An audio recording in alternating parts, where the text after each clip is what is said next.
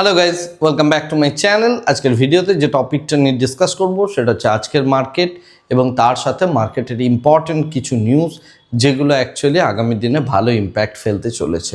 তো প্রথমেই আমরা গ্লোবাল নিউজ পার্সপেক্টিভ থেকে মার্কেটের টোটাল সিনারিওটা দেখে নিই।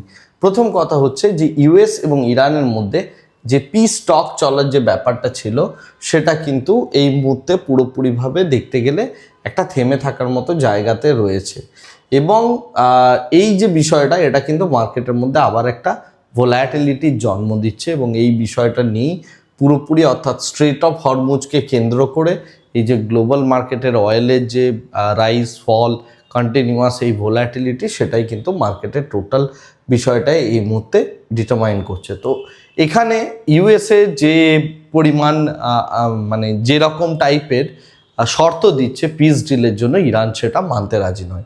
ইরান একদম ডাইরেক্টলি রিজেক্ট করছে ইউএসএ যে ইরানের যে ইউরেনিয়ামের যে এনরিচমেন্ট বা ইউরেনিয়াম যে মজুত করে রাখার যে বিষয়টা সেটা সম্পূর্ণভাবে ইরান আজকে ডেটে রিজেক্ট করেছে এবং যে কারণে ডোনাল্ড ট্রাম্পের মধ্যেও একটা প্যানিকের সিনারিওস তৈরি হচ্ছে। নেক্সট যে বিষয়টা ইম্পর্টেন্ট, এই কারণে আমরা যেটা দেখতে পাচ্ছি আমাদের যে ইউএসডি আইএনআর রয়েছে সেটা কনস্ট্যান্টলি বাড়ছে এবং এফআইআই আরও বেশি করে এক্সিট করছে। তো এফআইআই এর এক্সিট বা এই যে ক্রুড অয়েল প্রাইস বা জিওপলিটিক্যাল সিনারিওজের জন্য যে প্রেশারটা তৈরি হচ্ছে মার্কেটের ওপর অর্থাৎ কারেন্সি পার্সপেক্টিভ থেকে, সেই জায়গাটাকে ঠিক করার জন্য আরবিআই অ্যাকচুয়ালি $5 বিলিয়ন কাছাকাছি ডলার এবং রুপি সোয়াপ করা শুরু করেছে বিভিন্ন ব্যাংকসের সাথে, যাতে করে এই যে ডলারের যে চাহিদাটা বা যে যোগানটা সেটা যেন দিতে পারে, রাইট।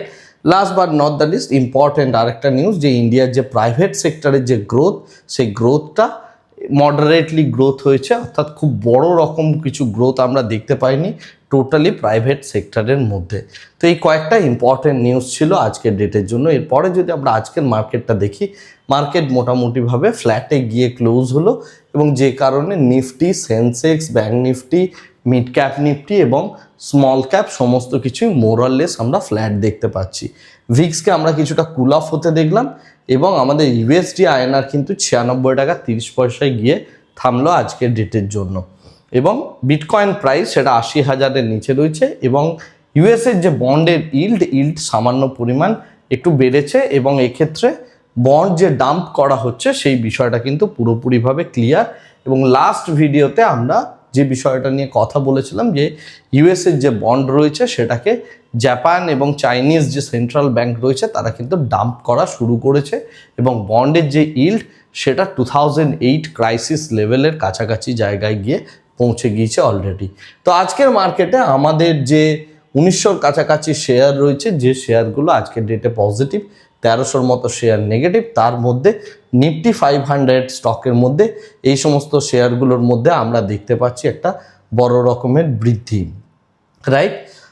যাই হোক, তো এর পরবর্তীকালে আমরা যদি দেখি একই রকমভাবে যে নিফটি 500-এর মধ্যে টপ লুজার, তাহলে জুবিলিয়ান ফুড, পিআই ইন্ডাস্ট্রিজ, বস লিমিটেড, ওলা ইলেকট্রিক এই সমস্ত শেয়ারগুলোও রয়েছে। এরপরে আমরা যদি নিফটি 50-র স্টক পার্সপেক্টিভ থেকে কথা বলি তাহলে যেটা দেখতে পাচ্ছি যে মার্কেটের মধ্যে একটা ফ্ল্যাট কাইন্ড অফ স্ট্রাকচার দেখতে পাচ্ছি।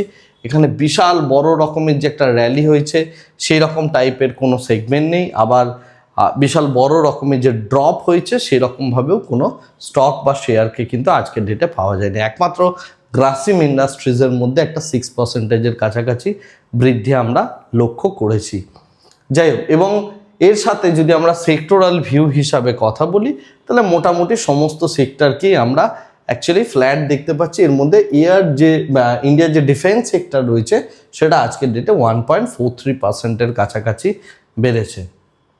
Global স্ট্রাকচারটাও মোরলেস same. হ্যাংসেইবিজ কেবলমাত্র 1.62% ডাউন, বাকি সমস্ত কিছু অর্থাৎ গ্লোবাল যে মার্কেট রয়েছে ইউরোপিয়ান মার্কেট থেকে শুরু করে ইউএসএ মার্কেট, এশিয়ান মার্কেট সমস্ত কিছুই মোটামুটিভাবে ফ্ল্যাট।